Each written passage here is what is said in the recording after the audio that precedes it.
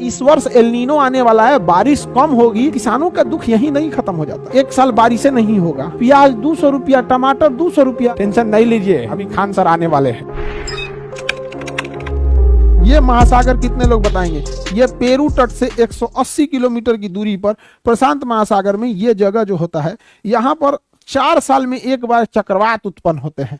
अमूमन 4 साल में एक बार एक हैवी चक्रवात उत्पन्न होता है और यहाँ से एक जलधाराएं निकलती है और ये जलधारा इधर के रास्ते हिंद महासागर में प्रवेश कर जाती है। इसी का नाम है एल नीना। एल नीना नाम क्या है? El Nino. एल नीनो क्या नाम है? El Nino. आती है प्रशांत महासागर में, अब पहुंच जाती है हिंद महासागर में। एल नीनो नाम की जलधारा, यह एल नीनो जलधारा जब प्रशांत हिंद महासागर में पहुंचती है तो यह एल नीनो एक गर्म जलधारा है। यह एल नीनो क्या है? एक गर्म जलधारा। यह एल नीनो कैसी है? एक गर्म जलधारा है। अब आप बताओ, गर्म जलधारा की वजह से यहाँ के पानी भाप बनकर ऊपर उठ जाता है और गर्मी के दिन में भारत में भी गर्मी का मौसम रहता है तो भारत भी गर्म ही रहता है।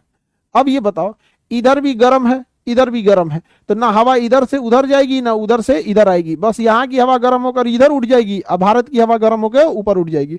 पहले क्या होता था कि यहाँ गर्मी नहीं रहता था तो भारत की हवाएं गर्म होकर ऊपर उठती थी तो यहाँ से मानसून चला जाता था भारत की ओर। लेकिन जब एल नीनो आ जाता है तो ये ससुरा इसको भी गर्म कर देता है। तो क्या यहाँ से मानसून अब भारत में जा पाएगा? बताइए, जिस 4 साल में एक बार एल नीनो आता है तो जिस साल एल नीनो आया रहेगा यहाँ से मानसून ऊपर नहीं जा पाएगा, क्योंकि मानसून तभी जाता है जब एक जगह गर्म और दूसरे जगह ठंडा हो। भारत में गर्म हो और इधर ठंडा हो तभी मानसून जा सकता है। उधरों गर्म इधरों गर्म, तापमान में बराबरी है तो क्या हवाओं में गति देखी जाएगी? नहीं देखी जाएगी।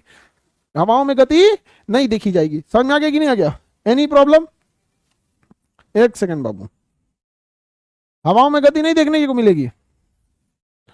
तो ये बताइए बाबू, जब हवाओं में गति देखने को नहीं मिलेगी तापमान में परिवर्तन की वजह से, तो क्या यहां मानसून अच्छा से आ पाएगा? यहां मानसून भारत में अच्छा से नहीं आ पाएगा और उस वर्ष वर्षा अच्छी नहीं होगी। तो बताइए, हमारे लिए एल नीनो अच्छा है या खराब?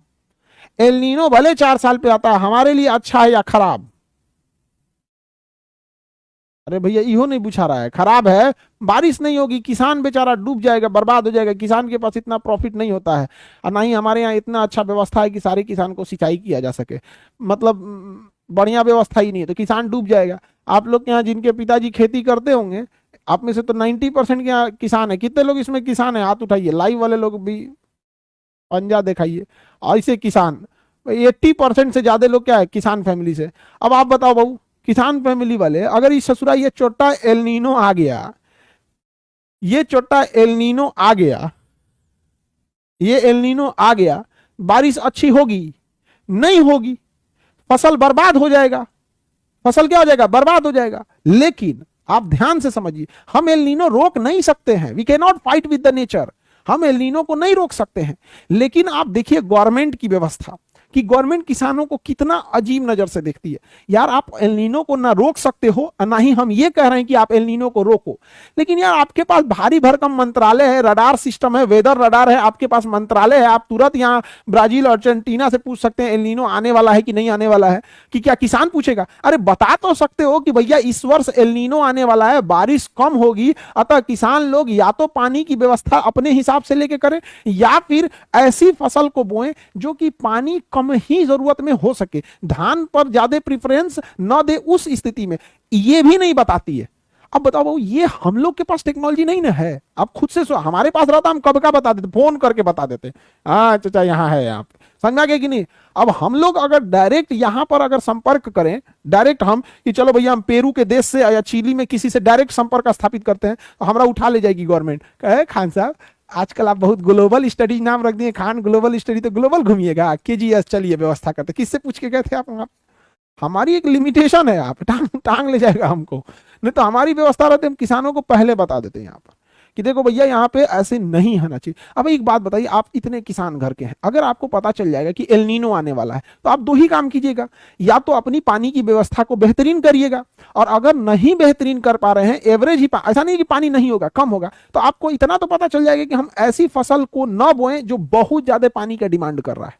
तो 2 ही काम कीजिएगा। अगर सक्षम है तो पानी की व्यवस्था कर लीजिएगा, सक्षम नहीं है तो आप ऐसी फसल बोइएगा जो कमो पानी में निकल जाए। यहाँ पे अजीब हाल है, यहाँ पे बेचारा परेशान रहता है किसान एकदम, किसके पास जाए वो?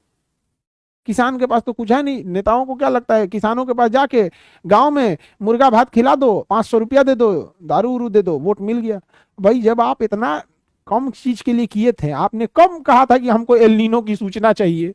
कब बोला था आप लोग कि हमारा विद्यार्थी, हमारा बाल बच्चे जब पढ़ने जाए तो अच्छा यूनिवर्सिटी कॉलेज होना चाहिए? तो गलती तो आपके गार्जियन लोगों की भी है, जिनको मुर्गा भात दारू 500 रुपया वोट दिखता था, तो उन लोगों ने कभी एल नीनो के लिए मांगा ही नहीं।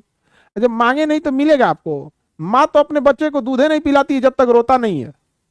तो मांगना भी एक आपका अधिकार है।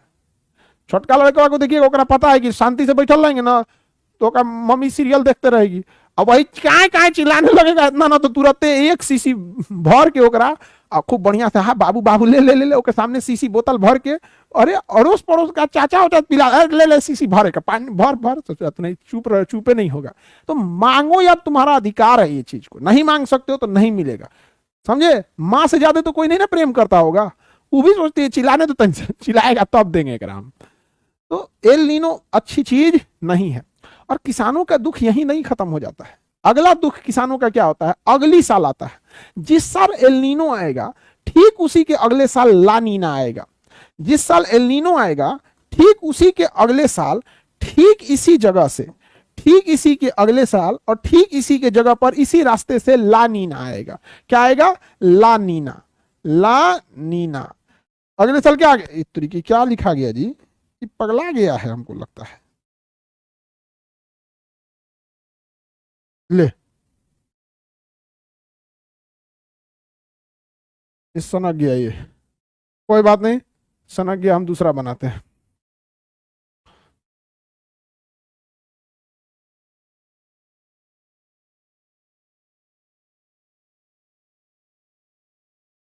ये कौन सी रेखा बाबू? विषुवत रेखा।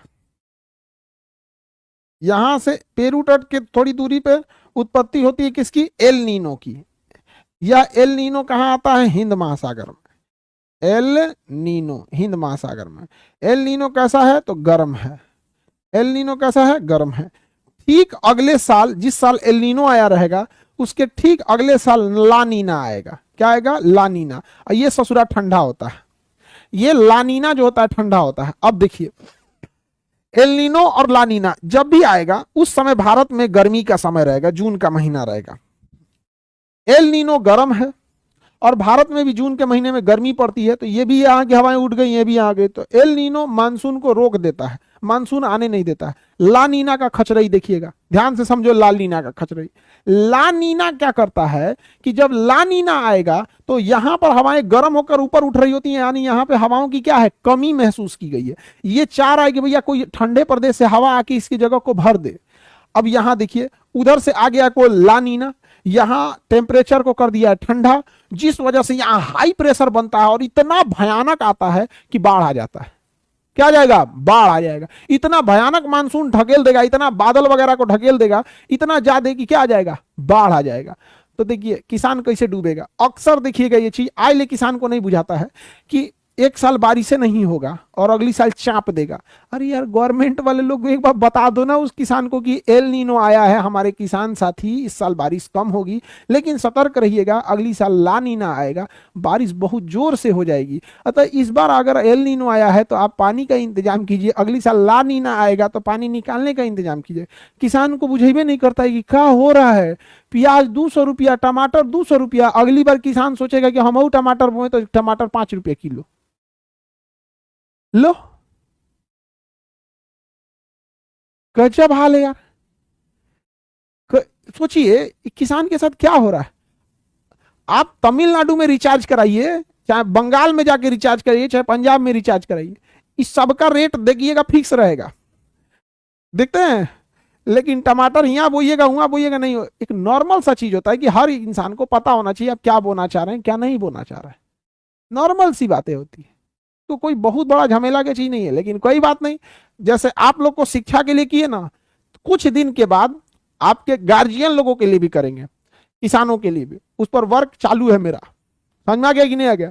अब ग्लोबली जाएंगे तो ग्लोबली करेंगे। भले अब कोई उठा दे कि कहां से आप गए थे एल नीनो ला नीनो पता करने के लिए, तो फिर उस समय आप लोग थोड़ा सा हाइए हैं, आप लोग रहते हैं तो कोई दिक्कत नहीं है, हल्ला करने के लिए तो ये है कि भाई हम अपने लिए गए थे लीनो लानीनो पता करे खाती, हमारा घटल है नहीं ना। लेकिन हाँ, देखा जाएगा उस समय जो होगा तो होगा यहाँ पे। लेकिन हाँ, किसान लोगों को छोड़ना नहीं है। तो अपने जितने किसान घर वाले आए हैं लोग, उन लोगों को भी, अपने माता पिता जो भी खेती में हैं उन लोगों को भी, लड़की लोग आप लोगों को भी, जैसे एक बार ये हो जाए, हम लोग उधर एक किचन गार्डनिंग आती है, आप लोग अपने उस सिस्टमेटिक चीजों में रखिएगा तो उससे आपको सब्जी मिले ना मिले प्योर ऑक्सीजन मिल जाता है। तो आपका घर देख के लगना चाहिए किसान का घर है, मतलब बेहतरीन ढंग से वो चीजें होनी चाहिए यहाँ पे। बस उनके साथ ना टेक्नोलॉजी का यूज करना है, वरना मेहनती तो किसान इतना होता है कि जो चीन के दीवार से बड़ दीवार भारत में बना दे, लेकिन वो टेक्नोलॉजी यूज नहीं करते हैं। आज भी वही यूरिया लेके छीट रहे हैं। अरे भैया, टेक्नोलॉजी बदल गई। किसानों के साथ क्या है ना कि वो उन्होंने टेक्नोलॉजी को नहीं यूज किया, और उनको कोई टेक्नोलॉजी बताने वाला भी नहीं है, क्योंकि जिनके पास टेक्नोलॉजी है वो किसानों को देखते ही नहीं है। ऐसा कोई बात नहीं भैया, टेंशन नहीं लीजिए, अभी खान सर आने वाले हैं, पूरी कमर कसने के बाद उन लोग का भी वक्त बदलेगा, फिर वो भी दिखाएंगे सब यहाँ पर। समझ में आया? लोग उनको 500 रुपया दे देते हैं दरवाजे पे जाके ना, कहते हैं वोट डाल दीजिएगा। किसान भी आएगा, ए नेता हो इधर आओ, इधर आओ, हेलो 2 किलो गेहूं ले जाओ, निकल यहाँ से।